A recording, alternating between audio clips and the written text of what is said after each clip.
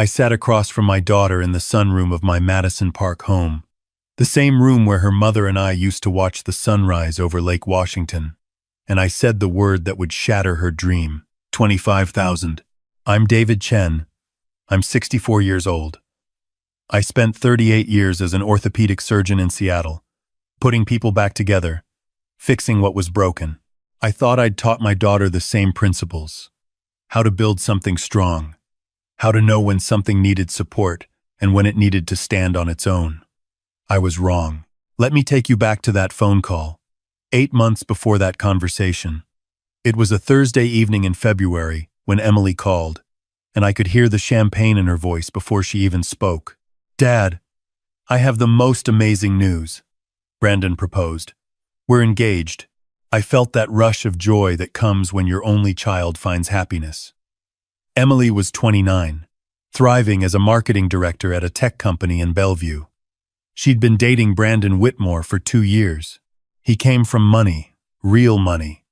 A Greenwich, Connecticut family with a name that appeared on museum wings and hospital buildings. "That's wonderful, sweetheart. I'm so happy for you. The ring is incredible, Dad. 5 carats from Tiffany. Brandon flew us to New York for the proposal, top of the Rainbow Room." Her voice bubbled with excitement. "You have to see the video. He hired a photographer and everything." I was happy for her. Of course I was. But something in the extravagance made me uneasy. A small knot forming in my stomach that I couldn't quite name. "We want to get married in December, at the Breakers in Palm Beach." Can you believe it? The Breakers. The Breakers. I knew that name. Linda, my late wife, used to show me pictures from magazines. It was where presidents and celebrities got married, where a single night in the presidential suite cost more than most people's monthly mortgage. "That sounds beautiful, honey. When can I meet Brandon's parents?" "Actually, that's what I wanted to talk to you about. Can I come over this weekend? Brandon and I want to show you something." That Saturday, Emily arrived with Brandon in his Porsche 911. Leased, I'd later learn, but at the time it looked impressive. All sleek lines and expensive rumble. Brandon was 32, tall, with that easy confidence that comes from never having to worry about money. He wore a Rolex that cost more than my first car. "Dr. Chen, it's an honor." Brandon's handshake was firm, practiced. "Emily's told me so much about you. Your career, your dedication to your patients. Really inspiring." We sat in my living room, the same room where Linda and I had raised Emily, where we'd had countless family dinners after she died 3 years ago from pancreatic cancer. Emily placed a thick, glossy brochure on the coffee table. "Dad, we want to show you what we're planning." She opened it to a spread of the Breakers, ocean views, marble columns, rooms that looked like palaces. "Isn't it magnificent?" I felt a chill, remembering another conversation, another glossy brochure. The knot in my stomach pulled tighter. "It's beautiful." I kept my voice neutral. Brandon leaned forward. "Dr. Chen, I know this might seem extravagant, but for Emily, for our families, we want to do this right. My family, we have certain expectations for weddings." I nodded slowly. "And what do those expectations cost?" Emily glanced at Brandon, and something passed between them. A look I'd seen before, in my surgical practice, when residents were about to give a patient bad news. "The venue alone is $180,000, Emily said. "That's for the ceremony, reception, rehearsal dinner. Then there's the photographer, videographer, flowers, band, dress." She pulled out her phone, showed me a spreadsheet. "We've budgeted everything carefully. The total is $450,000. The number hung in the air between us. $450,000. For one day. That's..." I paused, searching for words. "That's quite a budget." "We know," Brandon said quickly. "That's why we've been working on funding. My trust fund will cover our honeymoon and the first year's expenses. We've saved $20,000 between us. And," he glanced at Emily, "we were hoping you might consider helping with the wedding. How much help are you thinking?" Emily's voice went soft. "Dad, you know Mom always dreamed of seeing me get married. Remember how she used to talk about it? She'd want this to be special. The mention of Linda hit like a punch. Emily knew it would. Your mother wanted you to be happy. I kept my voice steady. But $450,000, Emily. That's more than many people earn in 10 years. We're not asking you to pay for all of it, Brandon said. My parents are contributing $75,000. That was generous of them, I thought, though I wondered why not more, given their wealth. So you're asking me for $250,000, Emily said. With your retirement savings, your pension from the hospital, we thought. She trailed off. I felt my heart rate spike. Emily, I saved $1.3 million over 38 years. That's my retirement. That's what pays for this house, for my health insurance, for the rest of my life. Dad, you're 64. You've got Social Security, your pension. You don't need all of it. I looked at my daughter, really looked at her. When had she learned to see my life's work as excess, as something she was entitled to? Let me ask you something, I said carefully. What are Brandon's parents contributing as a percentage of their wealth? Brandon shifted uncomfortably. That's not really relevant. Whom or me? They have, Brandon cleared his throat, substantial assets. The $75,000 is what they felt was appropriate. Why not more? There was a long silence. Finally, Brandon spoke. They have certain views about financial responsibility. They believe young couples should fund their own lives. I see. And yet you're asking me for $250,000, which is roughly 20% of my life savings, while your parents, who you say are substantially wealthier, are contributing a fraction. Emily's eyes filled with tears. Dad, this isn't about math. This is about family. This is about showing up for me the way you always have. I've always shown up for you, Emily. I paid for your education. $180,000 for Stanford. I gave you a car for graduation. I helped with your first apartment security deposit. But this, I gestured at the brochure, this is different. How? How is it different? Because you don't need this. You want it. There's a difference. Brandon stood up. Dr. Chen, with all due respect, in my family, parents support their children's important life events. That's what families do. And in my family, I said, also standing, we live within our means. We don't spend $500,000 on a single day. Emily grabbed her purse, her hands shaking. So that's it? After everything, you're just going to say no? I'm saying, I chose my words carefully, that I will give you $25,000 toward your wedding. That's generous. That's more than your mother and I spent on our entire wedding adjusted for inflation. But $250,000? No. The word hung there. Final. Uncompromising. Emily's face went pale, then red. You're unbelievable. Mom would be ashamed of you. She left. Brandon followed. The Porsche roared away, and I sat in my living room, shaking. That was 6 months ago. For 4 weeks, Emily didn't call, didn't text. When she finally did, it was a 3-word message. Talk to lawyer. The letter arrived on a Tuesday. Whitmore and Chen versus Chen. They were suing me for $500,000. The complaint was devastating to read. It claimed I had made verbal promises over the years about paying for Emily's wedding, that I had told her, repeatedly, that I wanted her to have the wedding of her dreams. That Linda, before she died, had explicitly told Emily that her wedding fund was secure, that my refusal had caused severe emotional distress, damaged her relationship with her fiancé's family, and caused her to lose deposits on vendors. It was all lies, or at least, distortions. I had told Emily I wanted her to be happy. What parent doesn't? But I'd never promised a specific amount, never told her to plan a $500,000 wedding.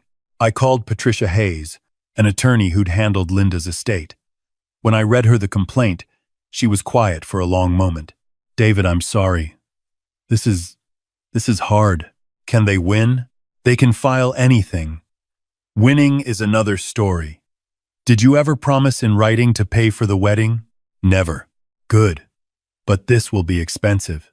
Legal fees could run $30,000, maybe more. Do it. I want to fight this. The next months were a nightmare I wouldn't wish on anyone. discovery requests, depositions, interrogatories. I had to turn over bank statements, emails, text messages going back years.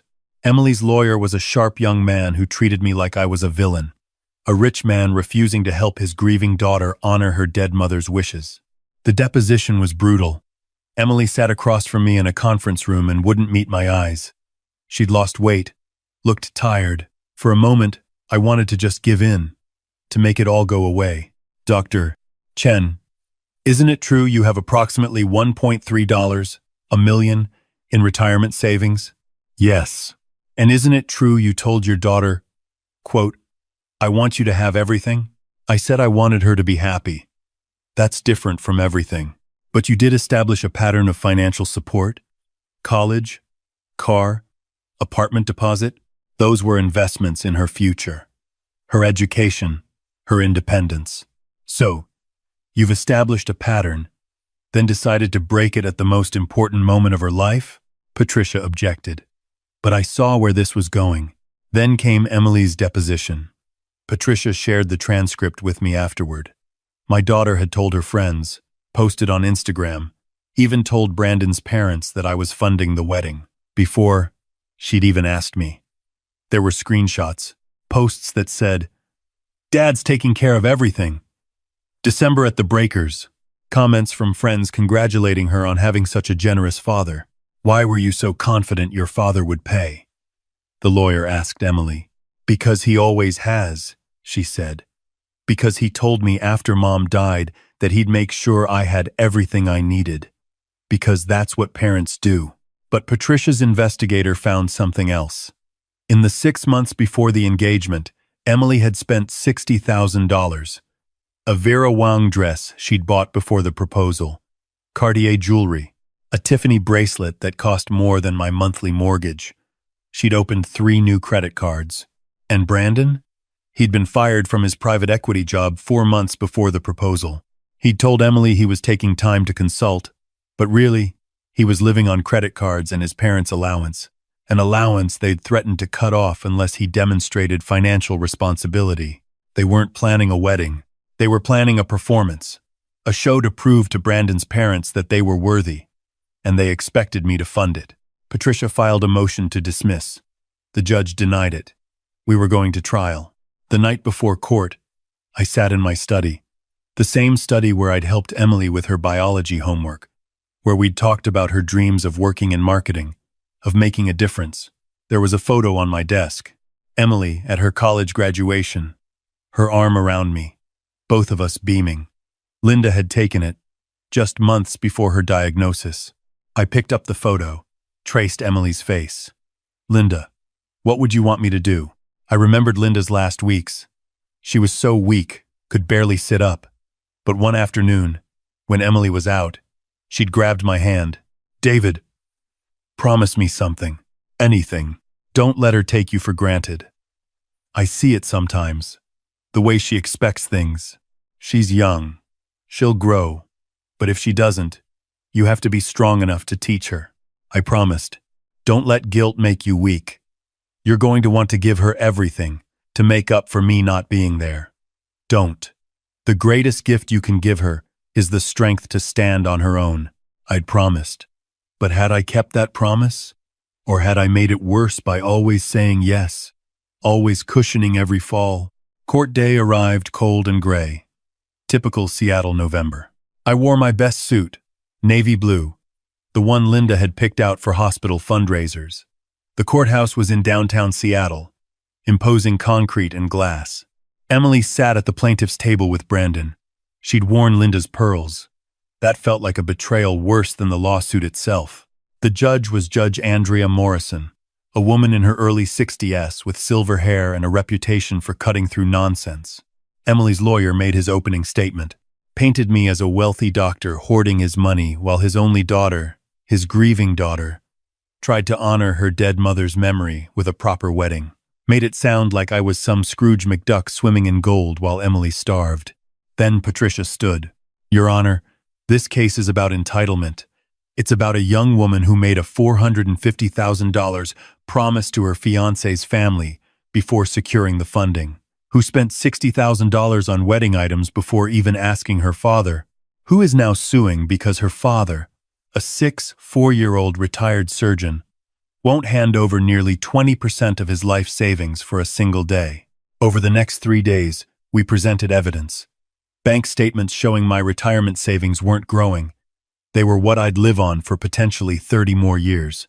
Credit card statements showing Emily's spending. Instagram posts showing her announcing the wedding funding before asking. Testimony from Brandon's parents, who appeared by video. Mrs. Whitmore was elegant, cold. She testified that they'd warned Emily about Brandon's spending habits, his entitlement, that their $75,000 contribution was conditional on him, demonstrating he could hold a job, that they'd specifically told Emily not to plan a wedding she couldn't afford. Why didn't you offer more? Emily's lawyer asked. Because Brandon needs to learn that money isn't a given, that it's earned. Mrs. Whitmore's voice was ice. We made that mistake with his older brother. We won't repeat it. Then came my turn on the stand. Dr. Chen, do you love your daughter? More than anything in this world. Do you want to see her happy? Of course. Then why won't you help make her dream wedding happen? I took a breath. Because it's not a dream. It's a fantasy. And fantasies, built on other people's money, collapse. I want my daughter to be happy. Truly happy. Not performing happiness for Instagram while drowning in debt. That's convenient. The lawyer sneered. You get to keep your money and call it a life lesson. Patricia objected. Sustained. But then Patricia had her turn. Dr. Chen, in your 38 years in medicine, did you ever have a surgery go wrong? Yes. Several times. What did you do? I learned from it. I studied what went wrong. I consulted with colleagues. I made sure I didn't make the same mistake twice. Did anyone bail you out of those mistakes? No. I had to face them, fix them, live with them. What would have happened if someone had? I thought about it. I wouldn't have become a better surgeon. I'd have become a dangerous one. After my testimony, Judge Morrison called both lawyers to the bench. They whispered for several minutes. Then she looked directly at Emily. Miss Chen, please stand. Emily stood, her face pale, Brandon's hand on her back. I've reviewed the evidence in this case carefully. I have some questions for you. Did you post on Instagram that your father was paying for the wedding before you asked him? Emily's voice was barely audible. Yes. Did you spend $60,000 on wedding expenses before securing funding? Yes. Did it occur to you that your father, at 64, needs his retirement savings for his own security? Silence. Did it occur to you that suing your father might permanently destroy your relationship? Emily's eyes filled with tears. Yes. Then why did you do it? Emily looked at Brandon. He stared straight ahead, jaw tight. Because, Emily's voice broke, because I thought he owed me. Because Mom died and I thought I deserved something to make up for that. Judge Morrison removed her glasses. Miss Chen, I'm going to tell you something. Your father doesn't owe you a $450,000 wedding. He doesn't owe you anything beyond what he's already given you. A good childhood, an excellent education, a foundation to build your own life. What you do with that foundation is your choice and your responsibility. She put her glasses back on. I'm dismissing this case. Furthermore, I'm ordering the plaintiffs to pay the defendant's legal fees, which amount to $32,000. This court is adjourned.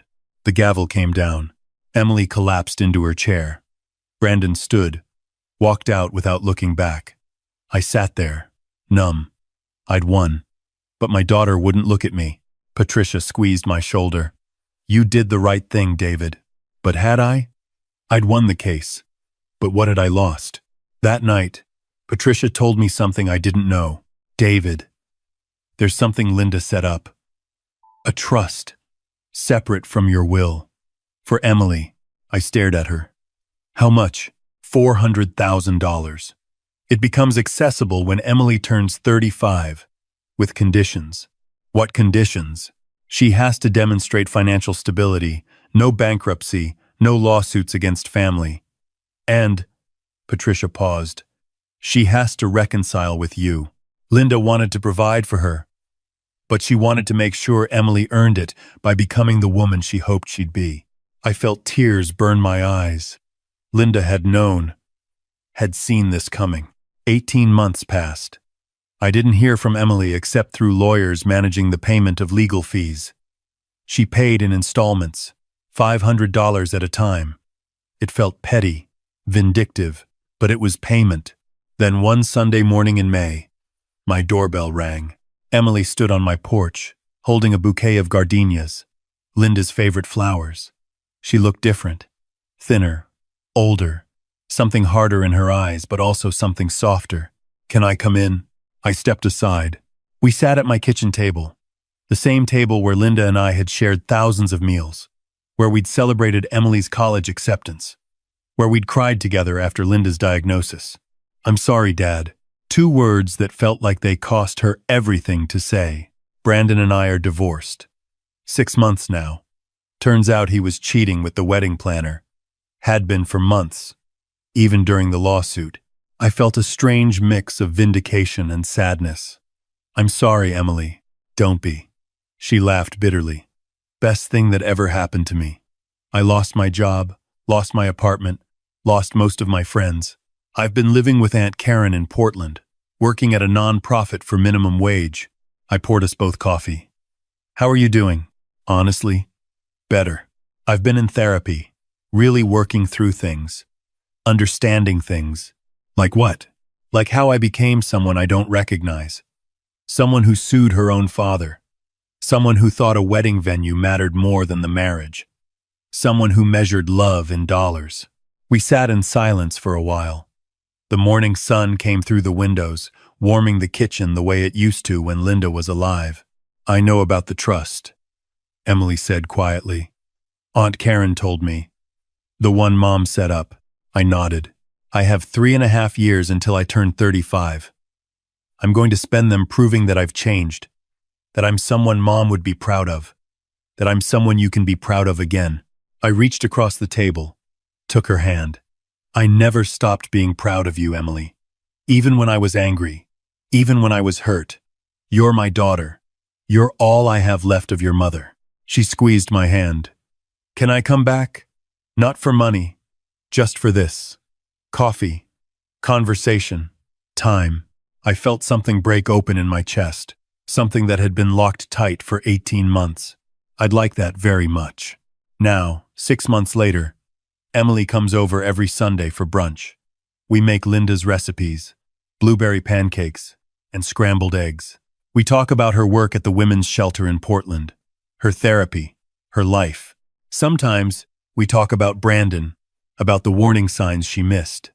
Sometimes we talk about Linda, keeping her memory alive. Last month, Emily brought someone to meet me. Sarah, a 2nd-grade teacher from Beaverton. When Emily looked at her, her eyes lit up in a way they never did with Brandon. "Mr. Chen," Sarah said nervously. "Emily's told me everything that happened. I just want you to know I'm not like that. I don't care about fancy things." I smiled. "Call me David. And I can see you're not like that. I can see it in the way my daughter looks at you." After they left, I sat in my study, looking at the photo of Emily's graduation. But now there was a new photo beside it, from last week. Emily and me at the Pike Place Market, both of us holding coffee cups, both of us grinning. She has her arm around me. We look happy. Sometimes being a good father means saying yes. Yes to love, to support, to being present. But sometimes being a good father means saying no.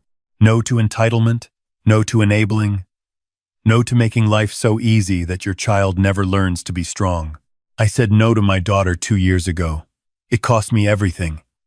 Our relationship, my peace of mind, the certainty that I was doing the right thing. But that no led to this yes, to these Sunday mornings, to this second chance. Linda would be proud, not of what I did, but of what Emily became because of it. I'm David Chen. I'm 64 years old. I'm a retired orthopedic surgeon and a father. And sometimes the strongest structures are the ones that have to be torn down and rebuilt from the foundation up. My daughter and I, we're building something new, something honest, something that will last.